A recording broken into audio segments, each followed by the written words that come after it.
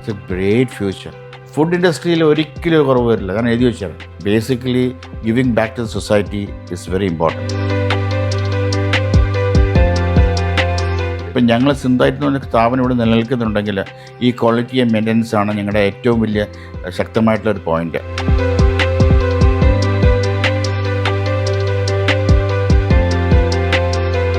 ചെറുതായിട്ട് തുടങ്ങുക, ചെറുതായിട്ട് പതുക്കെ പതുക്കെ വളരുക.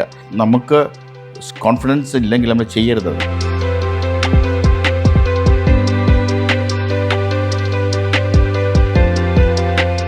$27 കോടി സാധനം എന്ന് പറഞ്ഞാൽ ചില്ലറ കളിയല്ല ആ സമയത്ത്.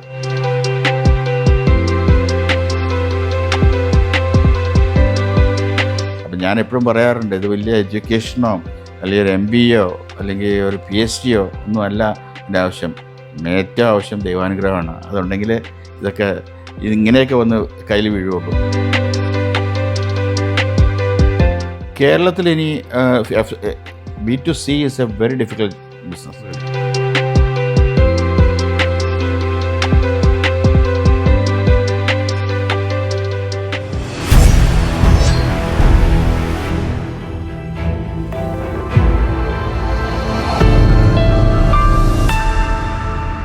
സ്പൈസസ് ഇൻഡസ്ട്രി നിലവിൽ നേരിടുന്ന ചലഞ്ചസ് എന്തൊക്കെയാണ്? ഇപ്പോൾ നേരിടുന്ന ചലഞ്ചസ് എന്ന് പറഞ്ഞാൽ റോ മെറ്റീരിയൽ തന്നെ. കാരണം പണ്ട് വാസ്കോഡിഗാമ വന്നത് പെപ്പറിന് വേണ്ടിയാണ്. ഇപ്പോൾ കേരളത്തിൽ പെപ്പർ വളരെ കുറവാണ് കമ്പാരിറ്റീവ്ലി. ഞാനൊരു സ്റ്റേറ്റ്മെൻറ്റ് പറയാം. വിയറ്റ്നാം പ്രൊഡ്യൂസ് ചെയ്യുന്ന 2,50,000 ടണ്ണാണ്. ഇന്തോനേഷ്യ പ്രൊഡ്യൂസ് ചെയ്യുന്ന 80,000 ടൺ. ശ്രീലങ്ക പ്രൊഡ്യൂസ് ചെയ്യുന്ന ഏതാണ്ട് 35,000-40,000 ടൺ പ്രൊഡ്യൂസ് ചെയ്യുന്നുണ്ട്. കേരള സ്റ്റേറ്റിൽ മാത്രമേ ഉള്ളൂ. ഇന്ത്യ പ്രൊഡ്യൂസ് ചെയ്യുന്ന അപ്പോൾ 60,000 ടണ്ണേ ഉള്ളൂ. ഇതൊരു വലിയൊരു ഡ്രോബാക്കാണ്. കാരണം ഞങ്ങൾക്ക് വേണ്ട പെപ്പർ ഇവിടെ കിട്ടാനില്ല. അപ്പോൾ അതുകൊണ്ട് ഞങ്ങൾക്ക് വിയറ്റ്നാമിൽ നിന്നും ഇന്തോനേഷ്യയിൽ നിന്നും ശ്രീലങ്കയിൽ നിന്നൊക്കെ ഇമ്പോർട്ട് ചെയ്ത് വന്ന് ഇവിടെ വാല്യൂഡേഷൻ ചെയ്ത് നമ്മൾ റീ എക്സ്പോർട്ട് ചെയ്യുക ചെയ്യുന്നത്. സിന്തേറ്റ് പുതിയ മേഖലകളിലേക്ക് പ്രവേശിക്കാനുള്ള പുതിയ റിസർച്ചുകൾ വരുന്നു. എന്തൊക്കെയാണ് അടുത്ത ഇമ്മീഡിയറ്റ് ആയിട്ടുള്ള പ്ലാൻസ്? ഞങ്ങളിപ്പം ഒളിവേഴ്സിന് തന്നെ ഞങ്ങളൊരു റോബോട്ടിക് പ്ലാന്റ് ഉണ്ടാക്കിയിട്ടുണ്ട്. ആ പ്ലാനിൽ 20 പേരാണ് ജോലി ചെയ്തുകൊണ്ടിരുന്നത് നേരത്തെ. അത് ചുമ്മാ ഒരു കൈകൊണ്ട ഒരു ബ്ലെൻഡിങ് ആയിരുന്നു. അതിനെ കൺവേർട്ട് ചെയ്ത് റോബോട്ടാണ് ഇപ്പോൾ വർക്ക് ചെയ്യുന്നത്. ഇപ്പോൾ 2 പേര് മതി ആ പ്ലാന്റിൽ. അങ്ങനത്തെ ഒരു ഇന്നോവേഷൻ ചെയ്തു. പിന്നെ പുതിയതായിട്ട് നമ്മൾ ഫെർമെൻറ്റേഷൻ ടെക്നോളജി, അതാണ് ഇപ്പോൾ അടുത്ത ഒരു ഇതായിട്ട് നമ്മൾ കൊണ്ടുവരുന്നത്. അത് ഇറ്റ്സ് ഗ്രോയിങ്. നമ്മളിപ്പം നമ്മുടെ ഇനീഷ്യൽ സ്റ്റേജിലാണത്. It is going to take up. മുകളിലേക്ക് കയറി വരും. എക്സ്ട്രാക്റ്റുകളും അങ്ങനെയുള്ള കാര്യങ്ങൾ കൂടുതലായിട്ട് മാർക്കറ്റ് ചെയ്ത് വരുന്നുണ്ട്. അതിൻ്റെ ഒരു മാർക്കറ്റ് സാധ്യതകൾ എന്തൊക്കെയാണ്? സപ്ലിമെൻറ്റ്സ് ഒരു വലിയൊരു മാർക്കറ്റാണ്. കാരണം യുഎസിൻ്റെ മാർക്കറ്റ് സൈസ് പറഞ്ഞു കഴിഞ്ഞാൽ $150 ബില്യൺ ആണ്. ഇന്ത്യയിൽ അത് പിക്ക് ചെയ്ത് വരുന്നുണ്ട്. പക്ഷേ ഇന്ത്യയിൽ പിക്ക് ചെയ്ത് വരാത്തതിൻ്റെ പല പല കാരണങ്ങളുണ്ട്. കാരണം ഇതിൻ്റെ അവയർനെസ് ഇല്ല. അവയർനെസ് ഉണ്ടാക്കി കൊടുക്കണം. അങ്ങനെ പല സംഗതികളുണ്ട്. അതിൽ വലിയൊരു വികസനം ഇനി കാണുന്നു. തീർച്ചയായിട്ടും പുതിയ പുതിയ കമ്പനികൾ ആ മേഖലയിലേക്ക് വന്നുകൊണ്ടിരിക്കുന്നു. എല്ലായിടത്തും കോമ്പറ്റീഷനാണല്ലോ. ഇപ്പം നമ്മൾ നോക്കുകയാണെങ്കിൽ നമുക്ക് അഭിമാനിക്കാൻ പറ്റുന്നൊരു കാര്യം, സിന്തൈറ്റ് 1984-85 80% ഒളിയൂറിസിൻ്റെ ബിസിനസ്സിൻ്റെ നമ്മളെ സിന്തൈറ്റ് ചെയ്തുകൊണ്ടിരുന്നത്. ഇപ്പോൾ അത് പോയിട്ട് സിന്തൈറ്റ് 40% ചെയ്യുന്നുള്ളൂ. ബാക്കിയുള്ളത് നമ്മുടെ കോമ്പറ്റീഷനായി കഴിഞ്ഞു. അപ്പം ടോട്ടൽ വേൾഡ് റിക്വയർമെൻറ്റിൻ്റെ 80% കേരളത്തിൽ നിന്നാണ് പോകുന്നത്. അത് നമുക്ക് കേരളത്തിന് അഭിമാനിക്കാം. അപ്പം കേരളത്തിലൊന്നും ചെയ്താൽ കുഴപ്പമൊന്നും വരില്ല. പിന്നെ നമ്മളിപ്പോൾ ആന്ധ്രയിലൊക്കെ പോയതിൻ്റെ കാരണം എന്ന് വെച്ച് കഴിഞ്ഞാൽ ചില്ലിയൊക്കെ അവിടെ കിട്ടുന്നത്. ചില്ലി മുഴുവൻ ആ ലോഡ് മുഴുവൻ ഇവിടെ കൊണ്ടുവന്ന് ഇവിടെ പ്രോസസ്സ് ചെയ്യാമെന്ന് പറഞ്ഞാൽ പണ്ടങ്ങനെ നമ്മുടെ അവിടെ നിന്ന് ലോഡ് കൊണ്ടുവന്ന് പ്രോസസ്സ് ചെയ്യുക ചെയ്തുകൊണ്ടിരുന്നത്. പിന്നെ നോക്കിയപ്പോൾ അവിടെ ഫാക്ടറി ഇട്ടാൽ മാത്രമേ അത് പ്രാക്ടിക്കൽ ആവത്തുള്ളൂ. ലോജിസ്റ്റിക്സിൻ്റെ ഒരു അഡ്വാൻറ്റേജ് കൊണ്ട് മാത്രമാണോ? തീർച്ചയായിട്ടും. തമിഴ്നാട്ടിലും കർണാടകയിലും പോയിരിക്കുന്നത് അതുകൊണ്ട് മാത്രം? തീർച്ചയായിട്ടും. അതല്ലാതെ കേരളത്തിൽ നിന്ന് ഗവൺമെൻറ്റിൻ്റെ ഭാഗത്തു നിന്ന് സ്പൈസസിൻ്റെ പ്രൊമോഷന് വേണ്ടിയിട്ട് ആവശ്യത്തിനുള്ള നടപടികൾ ഉണ്ടാകുന്നുണ്ടോ? കേരളത്തിൻ്റെ സ്പൈസസ് ബോർഡാണ് അതിൻ്റെ ഉത്തരവാദിത്വം. സ്പൈസസ് ബോർഡിന് അതിൻ്റെ ഒരു പെർഫെക്റ്റ് ആയിട്ടല്ല, ഞാൻ എൻ്റെ ഭാഷയിൽ പറഞ്ഞ പെർഫെക്റ്റ് ആയിട്ടല്ല സ്പൈസസ് ബോർഡ് ചെയ്യുന്ന പല കാര്യങ്ങളും. അത് കറക്റ്റ് ചെയ്യാനായിട്ട് ഒത്തിരി ഉണ്ട്. പക്ഷെ അത് സെൻട്രൽ ഗവൺമെൻറ്റിൻ്റെ കീഴിലുള്ള ഒരു പ്രസ്ഥാനം. സ്പൈസസ് ബോർഡിൻ്റെ വൈസ് ചെയർമാൻ ആയിരുന്നല്ലോ, ദീർഘകാലം വൈസ് ചെയർമാൻ ആയിരുന്നു. ആ അനുഭവ സമ്പത്ത് ബിസിനസ്സിൽ പ്രയോജനപ്പെട്ടിട്ടുണ്ടോ? എനിക്ക് അങ്ങോട്ട് എന്തെങ്കിലും കൊടുക്കാനേ സാധിച്ചിട്ടുള്ളൂ, അല്ലാതെ അവിടെ നിന്നൊന്നും എനിക്ക് കിട്ടിയിട്ടില്ല. അങ്ങനെയാണെങ്കിൽ എന്തൊക്കെ തരത്തിലുള്ള പ്രോത്സാഹനമാണ് ഗവൺമെൻറ്റിൻ്റെ ഭാഗത്തുനിന്ന് ഉണ്ടാവേണ്ടത്? ഗവൺമെൻറ് ഇപ്പോൾ ഞങ്ങൾക്ക് ഒരു കാലഘട്ടം മുഴുവൻ സബ്സിഡി തന്നുകൊണ്ടിരുന്നു. പിന്നെ ഒരൊറ്റയടിക്ക് ഇതൊക്കെ സെൻട്രൽ ഗവൺമെൻറ് സബ്സിഡിയാണ്. ആ സബ്സിഡിയൊക്കെ സെൻട്രൽ ഗവൺമെൻറ് എടുത്തു കളഞ്ഞു. ഒരു വിധത്തിൽ സബ്സിഡി കൊടുക്കാതിരിക്കുക നല്ലത്. കാരണം സബ്സിഡി കൊടുത്തു കഴിഞ്ഞാൽ ഭയങ്കര അൺഹെൽത്തി കോമ്പറ്റീഷൻ ഉണ്ടാവും. കാരണം ചെറിയ ക്വാണ്ടിറ്റി ചെയ്യുന്നവന് സബ്സിഡി കിട്ടും, വലിയ ക്വാണ്ടിറ്റി ചെയ്യുന്നവന് സബ്സിഡി കിട്ടും. പക്ഷേ ആ സബ്സിഡി എമൗണ്ട് ഇല്ലാതെ ചെയ്യുകയാണെങ്കിൽ അത്രയും നല്ലതാണ്. എന്നെ സംബന്ധിച്ചോളം ഒരു ഇൻസ്റ്റിറ്റ്യൂഷൻ്റെ തലപ്പത്തിരുന്നുകൊണ്ട് ഞാനത് പറയാൻ പാടില്ല. പക്ഷെ എന്നാലും പറയേണ്ട കാര്യം വെച്ചാൽ ബിക്കോസ് ആ സബ്സിഡിയിൽ ആൾക്കാർ ഒത്തിരി എക്സ്ട്രാ വാഗൻസ് കാണിക്കും. അതൊരിക്കലും നല്ലതല്ല. അത് ഏറ്റവും ബെസ്റ്റ് ഇപ്പം ഞങ്ങളുടെയൊക്കെ കോസ്റ്റ് എടുക്കുവാണെങ്കിൽ, ഒരു പ്രോഡക്റ്റിൻ്റെ കോസ്റ്റ് എടുക്കുകയാണെങ്കിൽ 80% റോ മെറ്റീരിയലിൻ്റെ കോസ്റ്റാണ്. ഇപ്പം എത്രയോ സ്മാർട്ടായിട്ട് നമ്മൾ റോ മെറ്റീരിയൽ മേടിക്കുന്നു, അതാണ് നമ്മുടെ പ്രോഫിറ്റ്. ഒരു സബ്സിഡി നൽകിക്കൊണ്ടൊരു ഇൻഡസ്ട്രിയെ നിലനിർത്തുക എന്നുള്ളത് പ്രായോഗികമാകുന്ന ഒരു കാര്യമല്ലല്ലോ. ഒട്ടുമല്ല. കാരണം അത് ആ ഇൻസെൻറ്റീവ് ഒന്നും പ്രയോജനപ്പെടുന്നില്ല. ആക്ച്വലി സത്യത്തിൽ പ്രയോജനപ്പെടുന്നില്ല. ഇപ്പം സിന്തൈറ്റിൻ്റെ ഒരു പ്രധാന വരുമാന മാർഗം എക്സ്പോർട്സ് ആണ്. എക്സ്പോർട്ടിംഗ് മേഖലയിൽ, സ്പൈസസിൻ്റെ മേഖലയിൽ പുതിയ പുതിയ കമ്പനികൾ കടന്നു വരുന്നുണ്ടോ? തീർച്ചയായിട്ടും വരുന്നുണ്ട്. പക്ഷേ സിന്തൈറ്റിന് അതിനുള്ള സ്പേസ് ഉണ്ട്. പക്ഷേ സിന്തൈറ്റിന് ഒരു കോമ്പറ്റീഷൻ ഉണ്ടാക്കാവുന്ന തരത്തിൽ ഒരു കമ്പനിയും വന്നിട്ടില്ല. അത് ശരിയാണ്. അതിൻ്റെ കാരണം എന്ന് വെച്ച് കഴിഞ്ഞാൽ അത്ര സിസ്റ്റമാറ്റിക്കായിട്ട് നമ്മൾ റൺ ചെയ്യുന്നതുകൊണ്ടാണ്. കാരണം അതിൻ്റെ എല്ലാ മൈന്യൂട്ട് തിങ്ങും നമ്മൾ കൺസിഡർ ചെയ്തിട്ടാണ് നമ്മൾ ഒരു പ്രോജക്റ്റ് എടുക്കുകയോ അല്ലെങ്കിൽ ഒരു പ്രോഡക്റ്റ് ഉണ്ടാക്കുകയോ ചെയ്യുന്നത്. ഇപ്പം ലോകത്തെ തന്നെ ഏറ്റവും വലിയ കയറ്റുമതി സ്ഥാപനം എന്നാണ് സിന്തൈറ്റ് അറിയപ്പെടുന്നത്. ഏതാണ്ട് ഒരു 50% സിന്തൈറ്റിൻ്റെ മാർക്കറ്റ് ഷെയർ ഇല്ലേ ഈ മേഖലയിലുള്ളത്? 45% ഉണ്ട്. 45% ഉണ്ട്. അത് നമ്മൾ അത്ര മാത്രം ഷാർപ്പായിട്ട് വർക്ക് ചെയ്യുന്നതുകൊണ്ടാണ് അത് നമുക്ക് ചെയ്യാൻ സാധിക്കുന്നത്. ഒരു സമീപ ഭാവിയിൽ ഒരു വലിയ കോമ്പറ്റീഷൻ പ്രതീക്ഷിക്കുന്നുണ്ടോ ഈ മേഖലയിൽ? കോമ്പറ്റീഷൻ ഒരു institution all of A sudden ഇപ്പോൾ സിന്തൈറ്റ് പോലെ ഒരു ഓർഗനൈസേഷൻ കുറച്ച് മുമ്പ് ചോദിച്ചല്ലോ, സിന്തൈറ്റിനെ പോലെ വേറെ സിന്തൈറ്റ് റിപ്ലിക്കേറ്റ് ചെയ്യാൻ പറ്റുമെന്നാണ്. പറ്റും. പക്ഷേ അതിൻ്റെ ജേർണി ലോങ് ആയിരിക്കും. ഒരു 10-20 വർഷം കഴിയുമ്പോഴായിരിക്കും ഒരു സിന്തൈറ്റ് ആകെ തീരുക. കാരണം അതുപോലെ നല്ല ക്വാളിഫൈഡ് ആൾക്കാർ വേണം, ക്വാളിറ്റി മെറ്റീരിയൽ മേടിക്കാനുള്ള കഴിവുള്ളവർ വേണം, പ്രോസസ്സിങ് പുതിയ ടെക്നോളജീസ് വരണം. ഇതൊക്കെ വലിയ കാര്യമാണ് അതിൻ്റെ അകത്ത്. സിന്തൈറ്റ് വ്യവസായത്തിനപ്പുറത്ത് ഞാൻ പറഞ്ഞല്ലോ ഒരു സാമൂഹിക പ്രതിബദ്ധതയുള്ള, താങ്കൾ തന്നെ ഈ സ്കൂളിൻ്റെ ഡയറക്ടർ ബോർഡിലും അങ്ങനെയുള്ള കാര്യങ്ങളിലും ഒക്കെ ഉണ്ടായിരുന്നല്ലോ. അപ്പം ഇതിനോടൊപ്പം എങ്ങനെയാണ് ഇത് സോഷ്യൽ റെസ്പോൺസിബിലിറ്റി കൂടി മാനേജ് ചെയ്യുന്നത്? Basically giving back to the society is very important.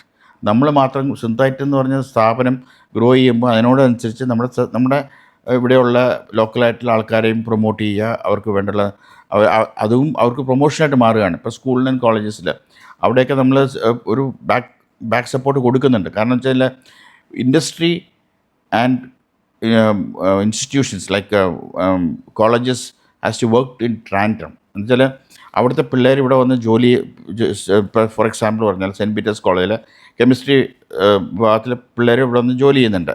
നമ്മൾ 2500 രൂപ സ്റ്റൈഫൻ കൊടുത്ത്. കാരണം അതൊരു ഇൻഡസ്ട്രി വിത്ത് കോളേജ്, അത് ഇൻഡസ്ട്രി വിത്ത് യൂണിവേഴ്സിറ്റി എന്നുള്ളൊരു ടെക്നോളജി ഇതിലാണ് വർക്ക് ചെയ്യുന്നത്. കാരണം സ്റ്റുഡൻസ് പ്രാക്ടിക്കലായിട്ട് പഠിക്കുന്നേ ഉള്ളൂ. ദേ ആർ നോട്ട് തിയറിറ്റിക്കലായിട്ട് പഠിക്കുന്നുള്ളൂ. They are not doing anything in practical.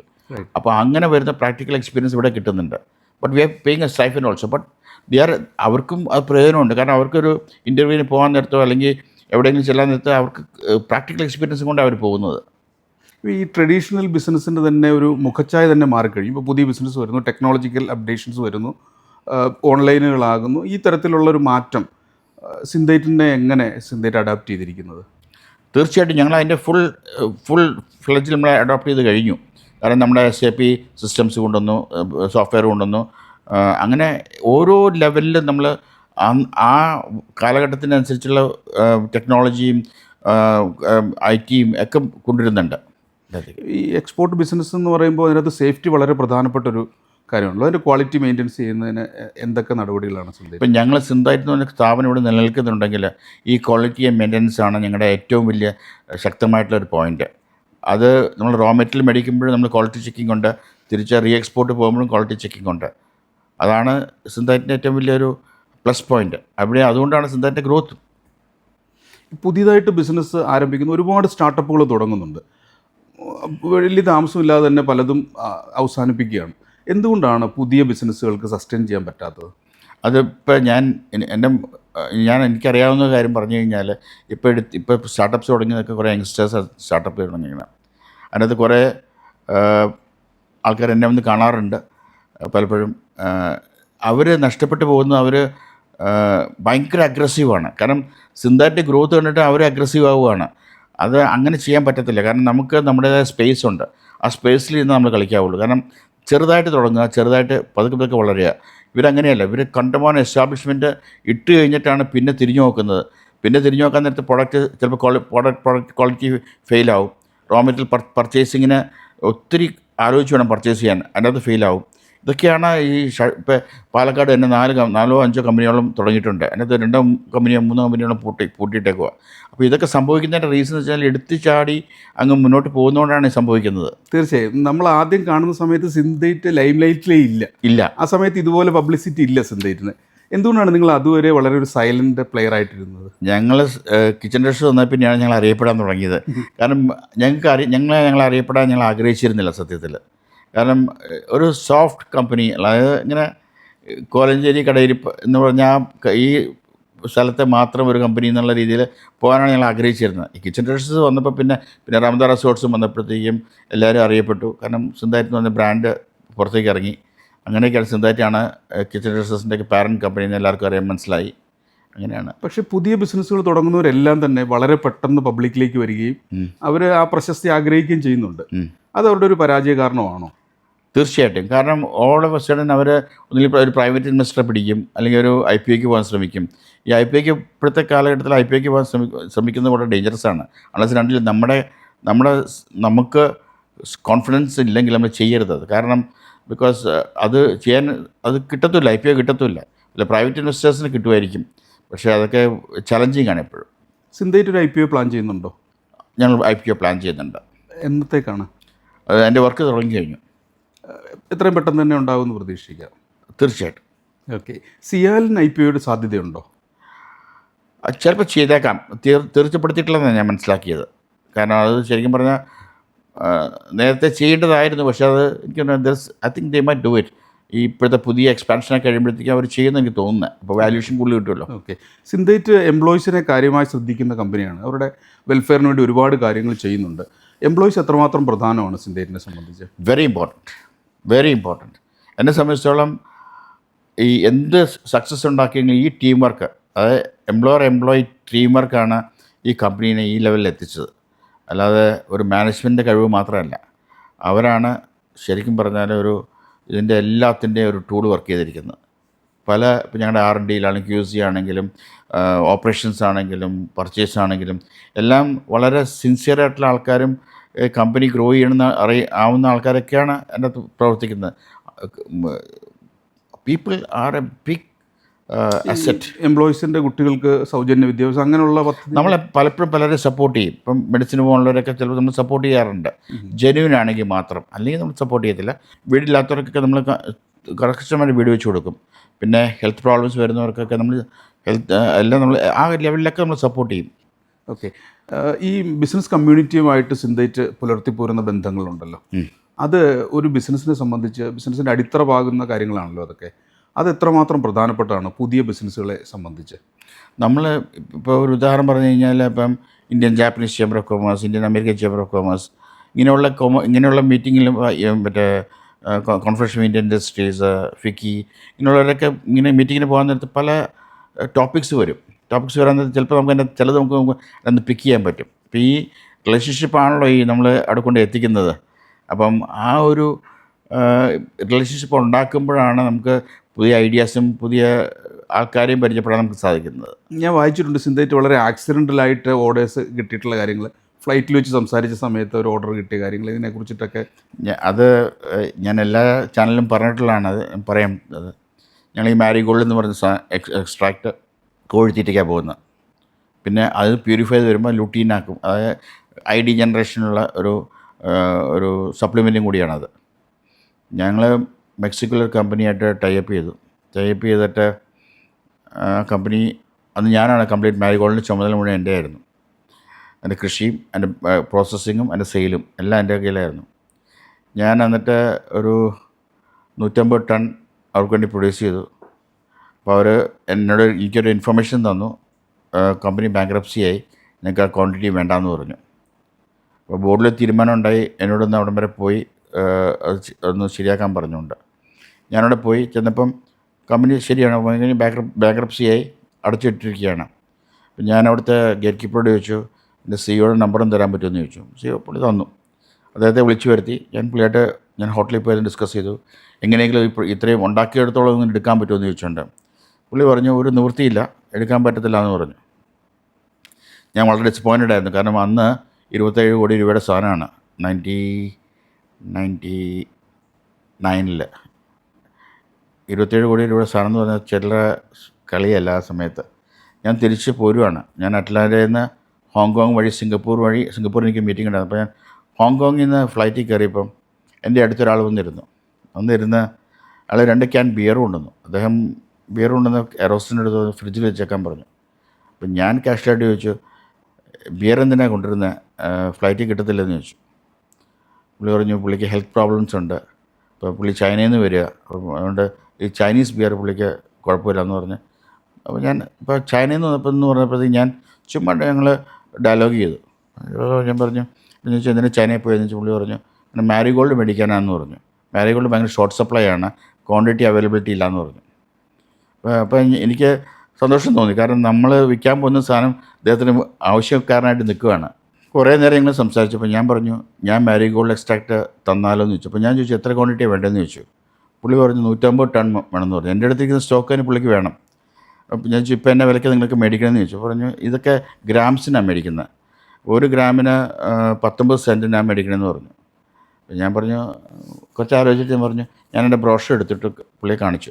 ഞാനും മാരിഗോൾഡ് പ്രൊഡ്യൂസ് ചെയ്യുന്നതാണ്, എൻ്റെ അടുത്ത് 150 ടണ്ണുണ്ട്, പക്ഷേ എൻ്റെ പ്രൈസ് 1970 70 സെൻറ്റ് കൂട്ടിയിട്ട് 70 പെനി കൂട്ടിയിട്ട് ഞാൻ 1970 ആക്കി. പുള്ളി എഗ്രി ചെയ്തു. അപ്പം തന്നെ പുള്ളിക്ക് ഭയങ്കര സർപ്രൈസായി. പുള്ളി ഉടനെ പുള്ളിയുടെ ബിയർ കൊണ്ടുവന്നു. പുള്ളി ബിയർ കഴിച്ചു, ഞാനും അദ്ദേഹത്തിൻ്റെ കൂടെ കൂടി. അപ്പം അത് കഴിഞ്ഞ് ലാൻഡ് ചെയ്യാറായപ്പോഴത്തേക്കും പുള്ളി പറഞ്ഞു, രാവിലെ എൻ്റെ ഓഫീസിലേക്ക് വരാമോ എന്ന് ചോദിച്ചു. കെമിൻ ഇൻഡസ്ട്രീസ് ആണ് സിംഗപ്പൂർ ആ കമ്പനിയുടെ പേര്. അതിൻ്റെ മാനേജറാണ് പുള്ളി. ഞാൻ രാവിലെ കെമിൻ ഇൻഡസ്ട്രീസ് ചെയ്തപ്പോൾ അവിടുത്തെ കെമിൻ്റെ പ്രസിഡൻ്റ് അവിടെ ഇരിപ്പുണ്ട്. അദ്ദേഹം പറഞ്ഞു, Jacob, I heard that you have the material, can you sign this contract എന്ന് ചോദിച്ചു. ഞാൻ അവിടെ ഇരുന്ന് ആ കോൺട്രാക്ട് സൈൻ ചെയ്തു. വിതിൻ 5 days മെറ്റീരിയൽ അവരെ എത്തിക്കുകയും ചെയ്തു. അങ്ങനെ കെമിനായിട്ട് വലിയൊരു റിലേഷൻഷിപ്പ് 10-15 വർഷത്തോളം നമ്മൾ കൊണ്ടു നടന്നു. അപ്പോൾ മാരിഗോൾഡിന് ഒരു പ്രയാസവും ഇല്ലാതെ പിന്നെ അങ്ങ് പോയി. വളരെ ആക്സിഡൻ്റലായിട്ട് കണ്ടുമുട്ടിയ ആളാണ്. ഞാൻ സാധാരണ എപ്പോഴും എൻ്റെ ഫ്ലൈറ്റിൽ എൻ്റെ അടുത്തിരിക്കുന്ന ആളോട് ഞാൻ കോൺവെർസേഷൻ നടത്താറുണ്ട്. That's my usual thing. Maybe little bit talkative to them. പക്ഷേ എന്നാലും ഞാൻ എന്താണെന്ന് അറിയാൻ വേണ്ടി ഇതുപോലെ എന്തെങ്കിലും പറഞ്ഞാൽ ഒന്ന് വീഴും. അപ്പം അത്തരത്തിൽ വേറെ എന്തെങ്കിലും സംഭവങ്ങൾ? അത് കഴിഞ്ഞ ഒരു 9 മാസം മുമ്പ് ഞാൻ ചെന്നൈയിൽ നിന്ന് ഫ്ലൈ ചെയ്യാൻ കൂടെ. ഞാൻ ഫ്രണ്ട് റോയിൽ അയൽ സീറ്റിലായിരിക്കുന്നത്. അതിൻ്റെ തൊട്ടപ്പുറത്തെ അയൽ സീറ്റിൽ ലൂയി വിറ്റോണിൻ്റെ പെർഫ്യൂമറി ബ്രാൻഡുണ്ട്, LVMH. അതിൻ്റെ വൈസ് പ്രസിഡൻ്റ് ആയിരിക്കുന്നത് മലയാളിയാണ്. അപ്പം ഇപ്പം എൻ്റെ കയ്യിലിരുന്നത് ലൂയി വിറ്റോണിൻ്റെ ബാഗും ലൂയി വിറ്റോണിൻ്റെ ഷൂസും ആയിരുന്നു അന്ന്. അപ്പം പുള്ളി എന്നെ പെട്ടെന്ന് ക്യാച്ച് ചെയ്തു. പറഞ്ഞു, ബിജു അല്ലേന്ന് ചോദിച്ചു. അതേന്ന് പറഞ്ഞു. We became very close. പുള്ളി പറഞ്ഞു, ഞാൻ പറഞ്ഞു, ഞങ്ങളുടെ അടുത്ത് നിന്ന് ഞങ്ങൾ ഫ്ലവർ എക്സ്ട്രാക്ഷൻ ചെയ്യുന്നുണ്ട് പെർഫ്യൂമറിക്ക് വേണ്ടി. കോയമ്പത്തൂർ ഫാക്ടറിയിൽ മുഴുവൻ ഫ്ലവർ എക്സ്ട്രാക്ഷൻ ചെയ്യുന്ന ജാസ്മിനും ട്യൂബ്രോസും മിമോസൊക്കെ ചെയ്യുന്നത് പെർഫ്യൂമറി ഇൻഡസ്ട്രിക്ക് വേണ്ടിയാണ്. അപ്പോൾ അദ്ദേഹം എന്നോട് ചോദിച്ചു, ഞാൻ അദ്ദേഹത്തോട് ചോദിച്ചു, ഞങ്ങളുടെ അടുത്ത് നിന്ന് എന്തൊന്നും എടുക്കാത്തതെന്ന് പറഞ്ഞു. പുള്ളി പറഞ്ഞു, ഡെഫിനറ്റായിട്ട് എടുക്കാമെന്ന്, സാമ്പിൾസ് അയക്കാൻ പറഞ്ഞു. അങ്ങനെ പതുക്കെ സാമ്പിൾസ് അയച്ച് LVMH ആയിട്ട് കണക്ട് ചെയ്ത് തുടങ്ങി. ഇതൊക്കെ മിക്കത് ബിസിനസ്സും ഫ്ലൈറ്റിൽ വെച്ചാൽ സംഭവിക്കുന്നത്. അപ്പം ഞാൻ എപ്പോഴും പറയാറുണ്ട്, ഇത് വലിയ എഡ്യൂക്കേഷനോ അല്ലെങ്കിൽ ഒരു MBA അല്ലെങ്കിൽ ഒരു PhD ഒന്നും അല്ല ഇതിൻ്റെ ആവശ്യം. ഏറ്റവും ആവശ്യം ദൈവാനുഗ്രഹമാണ്. അതുണ്ടെങ്കിൽ ഇങ്ങനെയൊക്കെ വന്ന് കയ്യിൽ വീഴുള്ളൂ. ഈ സിന്തൈറ്റിൻ്റെ ഒരു ടേണിംഗ് പോയിൻ്റ് എന്ന് പറയുന്നത് എന്തായിട്ട് പറയാൻ പറ്റും?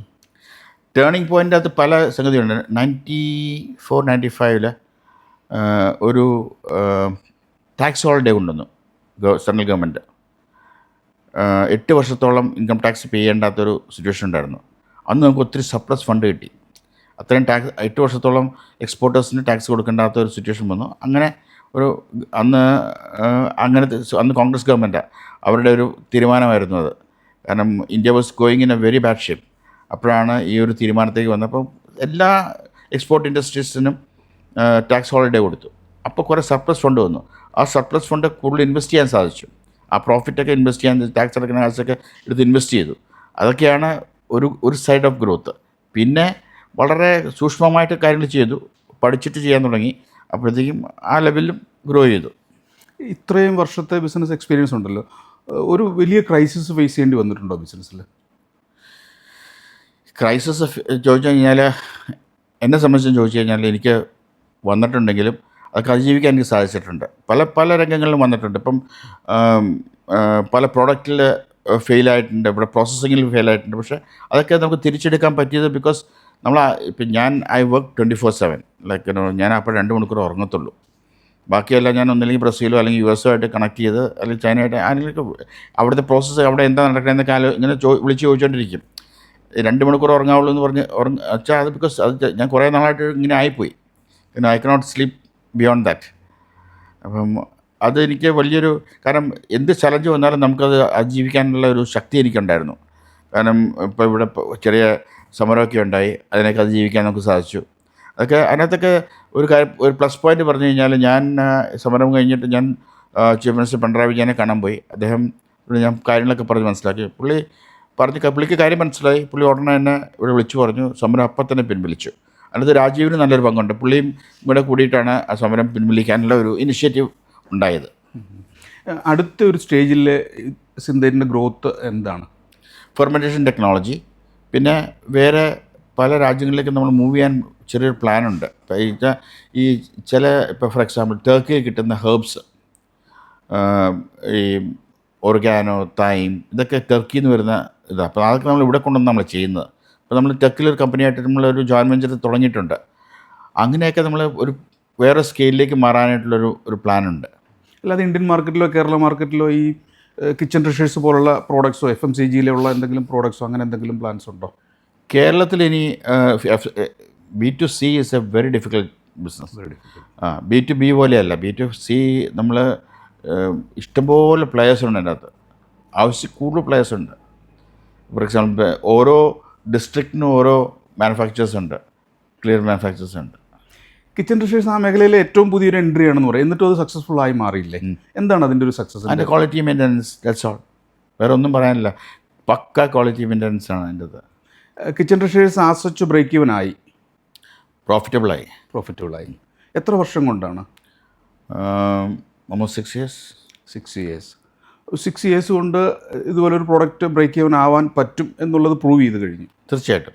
ഈ മേഖലയിൽ ഇനി ഫർദർ ഇൻവെസ്റ്റ്മെൻറ്റ് പ്ലാൻ ചെയ്യുന്നില്ല. ഞങ്ങളിപ്പം ചെന്നൈയിലേക്ക് പോയി. കിച്ചൺ ട്രഷേഴ്സിന് ചെന്നൈയിലേക്ക് നമ്മൾ മാറി. പൂർണ്ണമായിട്ട് അങ്ങോട്ട് ഇല്ല, ഒരു സെക്ഷൻ, അതായത് ചെന്നൈയിലും നമ്മൾ കിച്ചൺ ട്രഷേഴ്സ് കിട്ടും ഇപ്പോൾ. ആ ലെവലിലേക്കാക്കി. അടുത്ത സ്റ്റേറ്റിലേക്ക് പോയി. നേരത്തെ കേരളം മാത്രമേ ഉണ്ടായിരുന്നുള്ളൂ. പിന്നെ അല്ലെങ്കിൽ കേരളവും പിന്നെ കുറച്ച് UAE-യിലും പിന്നെ കുറച്ച് ഇംഗ്ലണ്ടിലും കുറച്ച് US-ലും ഉണ്ടായിരുന്നു. ഇപ്പോൾ നമ്മൾ അടുത്ത സ്റ്റേറ്റിലേക്ക് കയറി, ചെന്നൈയിലേക്ക് കയറി. അതിപ്പോൾ ഒരു 2 മാസമായിട്ടുള്ളൂ ചെന്നൈയിലേക്ക് കയറിയിട്ട്.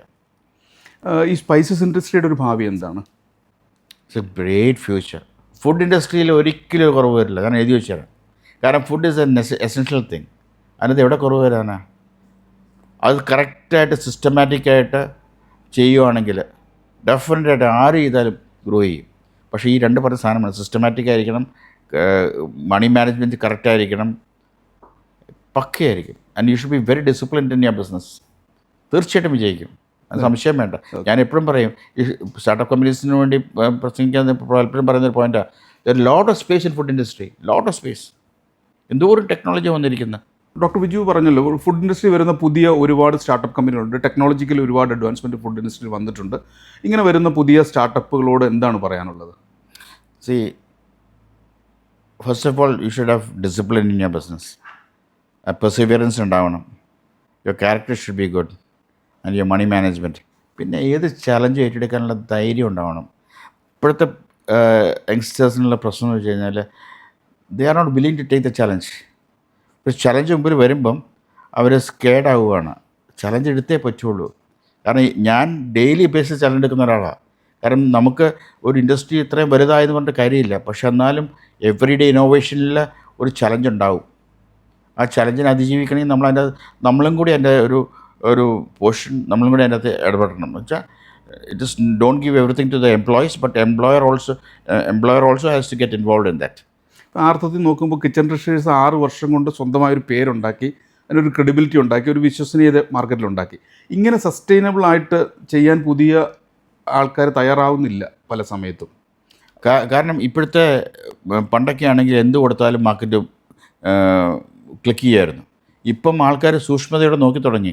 ആ പ്രൊഡക്റ്റ് ക്വാളിറ്റി, പാക്കിങ്, ഡെലിവറി ഒക്കെ എല്ലാവരും നോക്കി തുടങ്ങി. ഇപ്പം അതിനകത്ത് നമുക്ക് അത് എല്ലാവർക്കും ചെയ്യാൻ പറ്റണമെന്നില്ല. ഇനീഷ്യൽ സ്റ്റേജിൽ ഭയങ്കര ക്യാപിറ്റൽ വേണം, ഭയങ്കര വർക്കിംഗ് ക്യാപിറ്റൽ വേണം. പെട്ടെന്ന് ഓടിപ്പിടിച്ച ഒരു കിച്ചൺ ട്രഷേഴ്സ് ആവാൻ പറ്റത്തില്ല. സ്ലോലി ഒരു കിച്ചൺ ട്രഷേഴ്സ് ആവാൻ പറ്റും. നാളെ പുതിയ വരുന്നവർക്ക് ഒരു ഭാവി ഉണ്ട് ഈ മേഖലയിൽ. തീർച്ചയായിട്ടും. ശരി, വളരെ നന്ദി ഞങ്ങളോട് സഹകരിച്ചു. Thank you.